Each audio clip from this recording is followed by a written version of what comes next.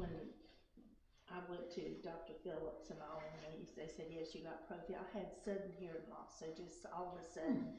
And what they told me later was that they had about 5 people at that time that came in with the same thing, and it can be caused from a virus. And so we tried the injections in my ear and all, but they didn't help.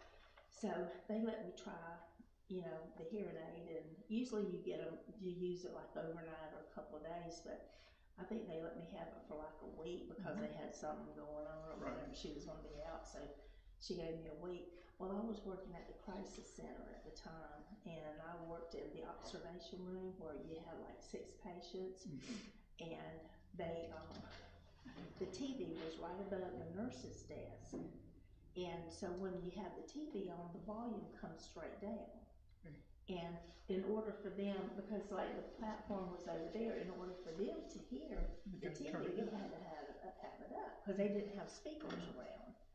And so they would put on movies like Top Gun and things like that. And you know, whenever you have the engines from the plane, and you have certain parts in the movie that are just amplified, you know. And that was right above my head, and it was like, and I just couldn't do it. And they were the Bluetooth, they connected to your phone and all this kind of stuff, all this technology. Well, you see, that's what they did for mine today. They connected it to my telephone. And so you can answer your phone. Can you answer your phone when it calls? I don't know yet. Nobody's called me. that's good too. Yeah. So. But yeah, I mean, I'm happy. What had happened? I had some before, but anyhow, I had a friend who the pastor at Faith Baptist Church up the road there, Gene Weishart was his name. He passed away, and he had a pair of hearing aids, and the man must not have been able to hear at all. I tried to wear them. My friend, he said, Pastor Gene gave me these. You want to try them? I said, sure, I'll try them. You know, so I did. I tried them, but the man must have been totally deaf because how the volume was so high that I couldn't wear them. Yeah. And, but I couldn't hear anything going on in the class either. It was real difficult to do that. What gets me is because I'm not wearing anything now, and every once in a while I say, well, I'll go try.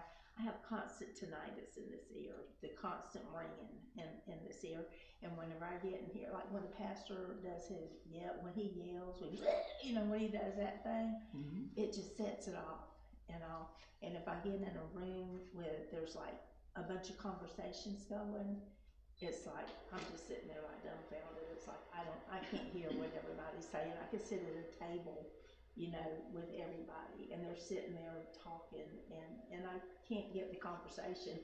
And you hate to sit there and nod because you're thinking, what am I agreeing to? You know, what am I, you know, and all that. I just sit there like a dummy. Yeah, so. I'm right at home. But it makes it and like my oldest son, he has that open floor concept in his house, and so when you're in there and you got the kids in there and you got the TV going and you know you got everything going on, it just amplifies everything. So I can only handle that for just a short while.